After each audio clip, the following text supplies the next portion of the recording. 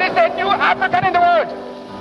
That new African is ready to fight his own battle and show that after all, the black man is capable of managing his own affairs. And my last warning to you is that you ought to stand firm behind us so that we can prove to the world that when the African is given a chance, he can show to the world that he's somebody.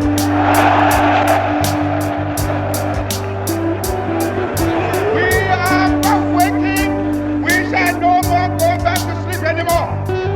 We are going to demonstrate to the world, to the other nations, young as we are, that we are prepared to lay our own foundation. As I said in the assembly just minutes ago, I made a point that we are going to see that we create our own African personality and identity. It's the only way in which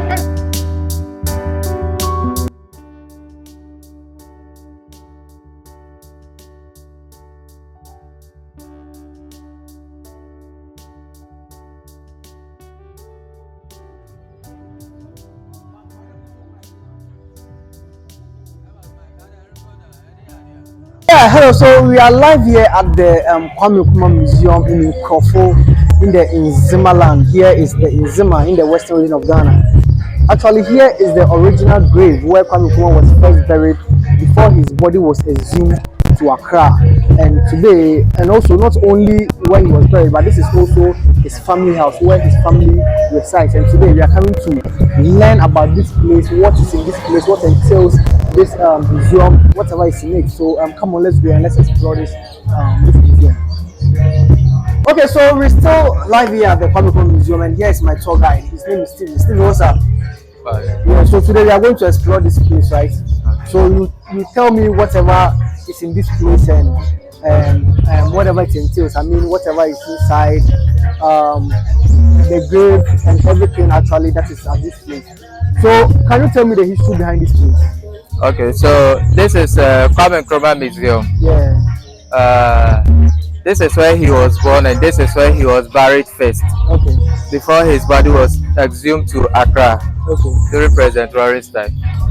So on the wall are some of his coats. This is a tourist site. So we have some of the coats of Dr. Kwame Nkrumah on the wall. Mm-hmm. And the structures are inside there. This is his family house. Okay. As I said, this is his family house. So we have some of their properties or their structures inside the museum. Okay. And that is where he was also buried to. Okay, that's what Yeah, so as we are going, you can take a look of the artwork and read some of his quotes as well. Okay. So I think talking of his quotes, talking of his quotes, I think this is one of the favorite quotes about Kwame Nkrumah. You know, I am not an African because I was born in Africa, but because Africa was born in me. You know, this is one of my favorite quotes about Kwame Nkrumah. So it doesn't matter wherever you are, whether you were born in Jamaica, you were born in the United States, you were born in the UK, you know, wherever in the Caribbean, you are still an African because Africa was born in you.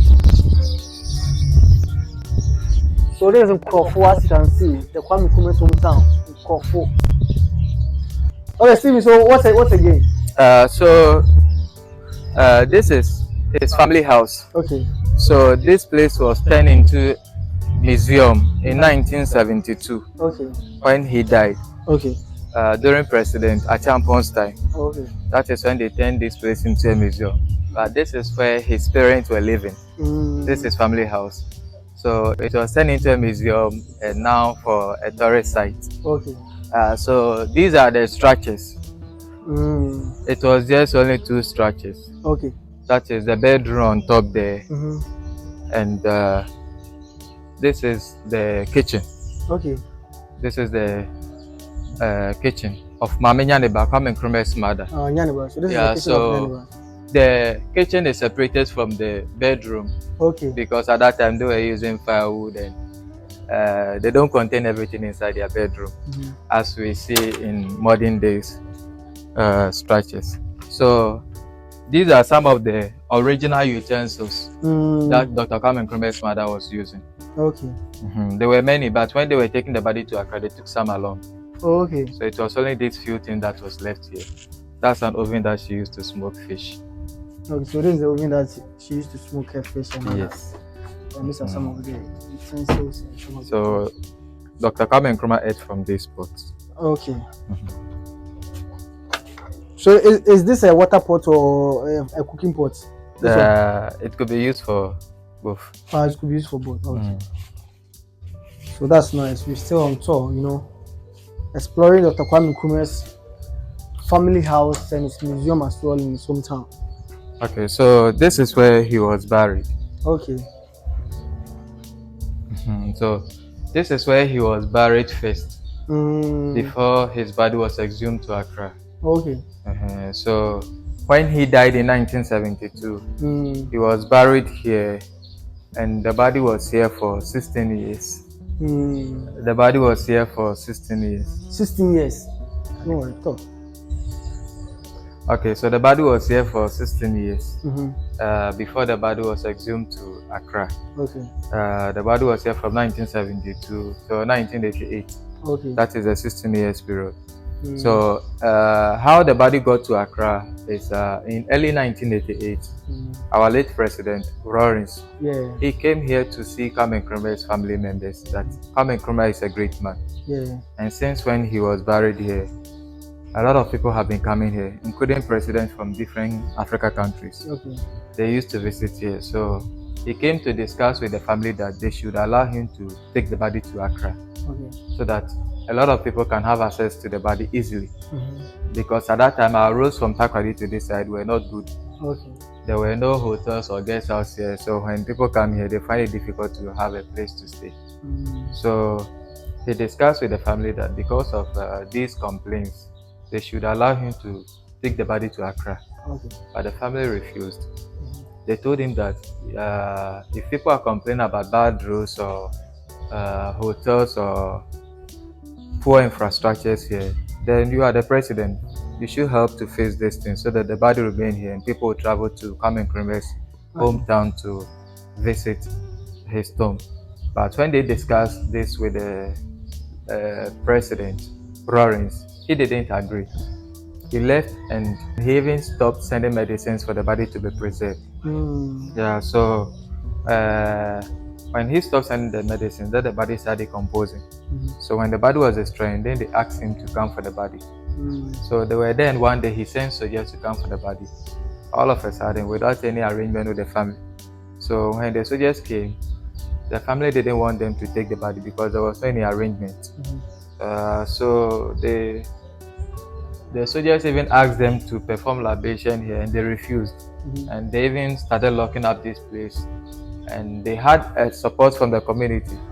The community came to support the family that they won't allow them to take the body to Accra. And looking at how things were going, then the soldiers started giving warning shoot, and they put a curfew here. So midnight, then they brought someone to perform libation here. They broke the tomb and took the body away. So that is the reason the body is no more here. So after the body was taken from this place, they couldn't preserve the body again. Unlike when it was here, where when you come here, you could see his body. At that time, there were machines here which was connected to his coffin. So when they come, they'll press those machines and to bring the body up for you to see his body. So after the body was taken to Accra, because of the medicine, lack of medicines that they used to supply, the body decomposed, and they have to bury the body. So in 1992, after they constructed the museum in Accra, then they buried him in Accra. So that is why we have another museum in Accra. That's the Kwame Nkrumah's museum. So this is where Kwame Nkrumah was buried initially. Okay, so then it means the body was taken by force. You can say that. So the family did not even wanted them to take the body, and it was true force that they came to take the body. And okay, so this is actually as far as I am concerned, I am in the knowledge that death can never extinguish the torch which I have lit in Ghana and Africa. Long after I am dead and gone, the light will continue to burn and be born aloft, giving light and guidance to all people. So this is one of Sergeant for Dr. Kwame Nkrumah's quotes and all that. So as you can see, we are here at Nkroful. This is the original Kwame Nkrumah's museum before the recent museum in Accra. So we're just exploring this place and letting you understand what's happening, some of the histories and all that. Okay, so there is also an interesting fact about Dr. Kwame Nkrumah. Okay. So where he was born is where he was buried. So this is where he was born. Okay. And where he was born is where he was buried. Yeah. So before his birth, Dr. Kwame Nkrumah, he was born on Saturday. Okay. And he was born on a day that they were having his grandmother's funeral, his father's mother. So on that day, on that Saturday, there were a lot of people here who came for the funeral. And Mamenya Deba was pregnant, but because of the people, she was in the kitchen helping for them to prepare food for the visitors that came for the funeral. Then she fell into labor. So when she got into labor, at that time, this place was a village, Nkroful. That was in early 90s. So there were no hospitals and clinics around. So when they get in such situations, you'll be held by the local midwives. So they wanted to take Mamenya Neba to their family house to deliver. That is the local way that they used to do then. So whilst they were helping her to go, she couldn't go. She got stuck here. And they prepared a place for her to deliver Kwame Nkrumah here. So where Kwame Nkrumah was born is where he was buried. So the reason why he was buried at where he was born is that when they gave birth to him, he was not showing any sign of life. He was not crying and he was not breathing well. That is what I mean. So the female relatives that help in delivery, they try to make a lot of noise that maybe when the child hears the noise, maybe he might cry. But after the noise, the child was not crying. His father even came, picked the baby up, joying him and playing with him for so long, but still the baby was not crying. So one of the relatives suggested that if the baby is not crying, then they should get him something to eat. So they went into the kitchen and found banana there, brought that banana and stuffed it and started feeding the baby with the banana. So as they were feeding him, then he started crying. So the day that Nkrumah was born, on that same day, he ate banana. So when he grew up and when they told about the story, then he said, whenever he is dead, he should be buried at where he was born. So that is why he was buried here. So this is the reason why Kwame Nkrumah was buried here. So where he was born is where he was buried. So that's a nice story. So and what is this? We have this sculpture. This is a torchlight, and this is Kwame Nkrumah's hand holding it. And this represents his last statement that he made before he died. He died in Romania. Romania. And he died by throat cancer. After his overthrown in 1966, he went to stay in Guinea with his friend Sekou Touré, who was the then Guinea president. So he was even there as a co-president to Sekou. So he fell sick and they moved him from Guinea to Romania for further treatment. Then he died there. And when he was about to die, he made a statement that we read. The one on the wall. As far as I'm concerned, I'm in the knowledge that death can never extinguish the torch which I have lit in Ghana and Africa. Long after I'm dead and gone, the light will continue to burn and be born aloft, giving light and guidance to all people. So that is his last statement that he made before he died. That is nice. So that's all for over here. Place.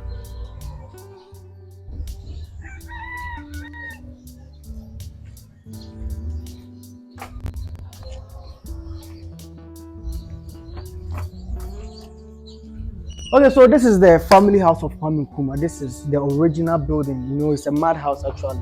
And we are entering the family house to see what's inside and whatever it entails. You know, we are inside now. So, bro, what is the history behind this whole place? Can you explain it and tell us the history behind inside this family house? This is the family house of Dr. Kwame Nkrumah. This is their bedroom. You know, it has been kept since before Kwame Nkrumah was born up to today. So, though it has went through major distractions during the coup in 1969, but still it has been kept up to today. This is the place that Mamenya Neba wanted to come and deliver Dr. Nkrumah, and she couldn't make it to this place. So it is 2 bedrooms, and we go there. It is 2 bedrooms, and where we are standing now is the hall. So the whole building is 2 bedrooms. This mad house is 2 bedrooms, and this is their hall. And we have a picture of Dr. Kwame Nkrumah's mother. Okay, that's the mother. Okay. And the chairs here are some of the furniture that they were using. Okay. And this is Dr. Kwame Nkrumah himself when he came from US. So he took this picture with his mother on the same day. Okay. We don't have his father's picture. Dr. Kwame Nkrumah's father died early in 1926. Okay. At that time, these flashing cameras were expensive, especially in villages. So we don't have his father's picture. And even when Dr. Kwame Nkrumah was there, we couldn't have his picture. Okay. So this is the bedroom. And Dr. Kwame Nkrumah, he died before his mother. Okay. He died in 1972, and the mother died in 1977, 5 years later before the mother died. And he was the only child of his parents. Okay. So he didn't have any siblings. And when he was president, throughout his life, he didn't build house for himself. Okay. Yeah. He only built house for his mother. And the house is at the other side of the road. It is at Nkroful here, but the other side of the road. Okay. And that is where the mother was even buried. Okay. So when he was president, anytime he visits Nkroful, he will be welcome at his mother's side. He will do everything there. But in the evening, he will come and stay here. This is where he sleeps. Okay. One of these rooms is where he sleeps for security reasons. So he won't even bring his security guard, or he will even bring his car here. So you won't even think that the president will come and be in this madhouse. So this was one of the rooms. It's Kwame Nkrumah's bedroom, and that is where we are visiting. Okay. So this is where Dr. Kwame Nkrumah used to stay. And this is his original bed that he was using. This was his original bed that he was using. Some of his staffs were here, his trunk, his clothes, his pens, but they took all to Accra when they were moving the body from this place to Accra. So some of them are still at the museum, including his car. Accra, oh yeah, his car and all that. So this is the original bed that Kwame Nkrumah was actually using. All right. Yes. So it's a metal bed.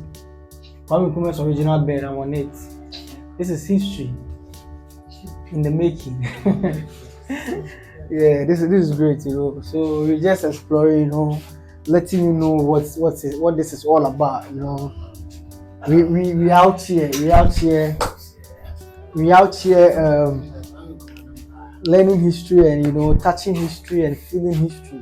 This is the room that Dr. Kwame Nkrumah used to sleep. That is his bed and all that, and this is a great experience that we come to witness what Ghana's first president, where he used to sleep and all that. The historic man, one of the greatest Africans ever to live, to walk this earth. So let's explore more and let's see what the other places are about. So the other room is for Mami Nyaneba. Okay. It's for his mother.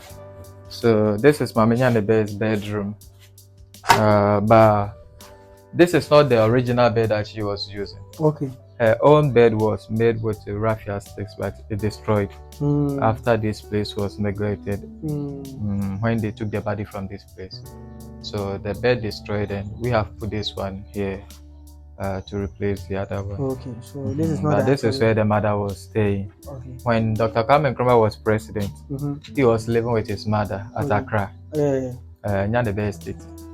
And after his overthrow, she came to stay here because they arrested Nkrumah's supporters at that time. During the coup, they started arresting Nkrumah's supporters. So they even arrested Mami Nyanebe, Nkrumah's mother, and later they released her because she was very old. She went through a lot, and later they left her. So she came to stay here. And at first, when they come to this place, you meet her here, and she'll be the one telling all these stories. So this is where she was, and she was here for some time. They moved her from this place to the house that Nkrumah built for her. Okay. And she died there, and she was buried there. Okay, so we'll go there as well. We have to go there, bro.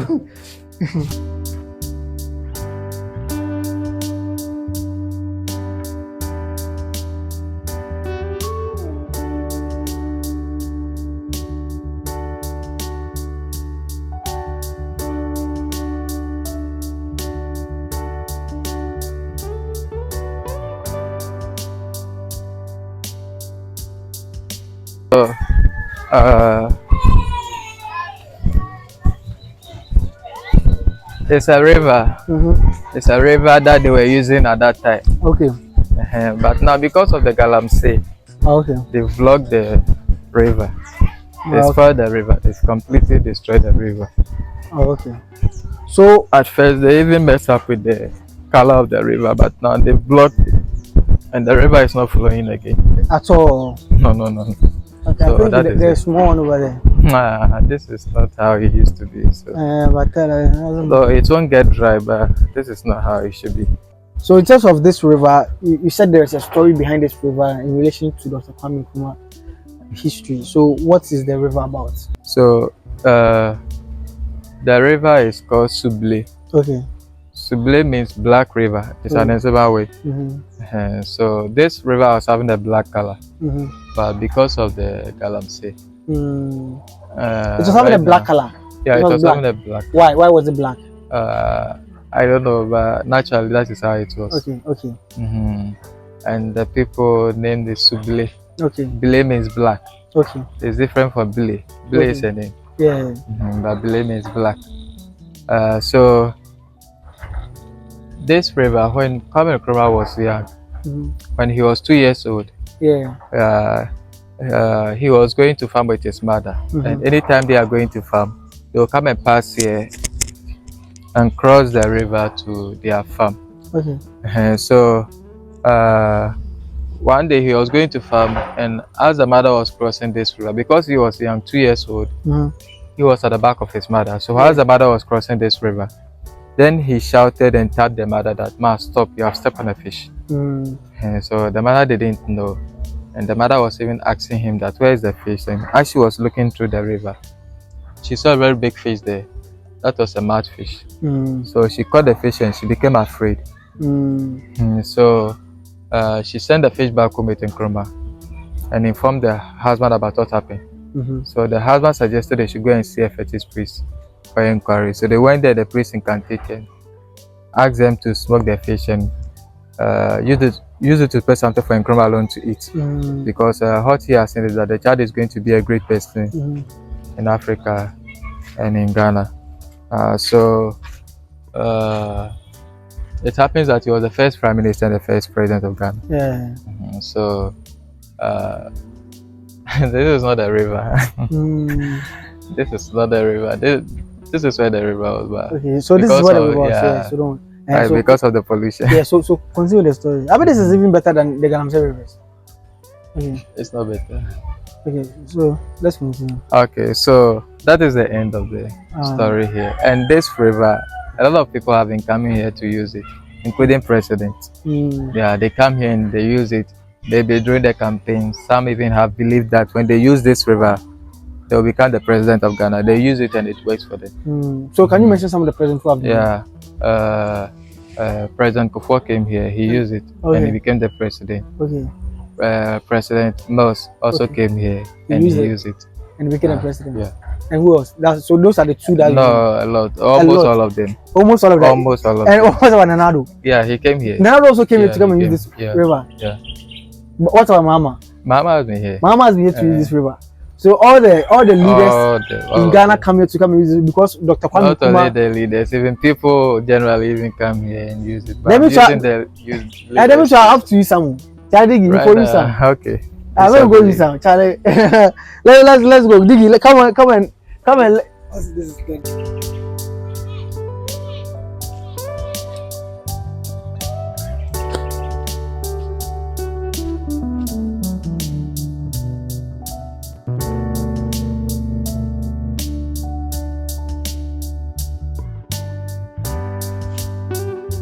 Well, so you had a history. They said this is the river that Dr. Kwame Nkrumah actually discovered his true potential. He discovered his true potential through this river.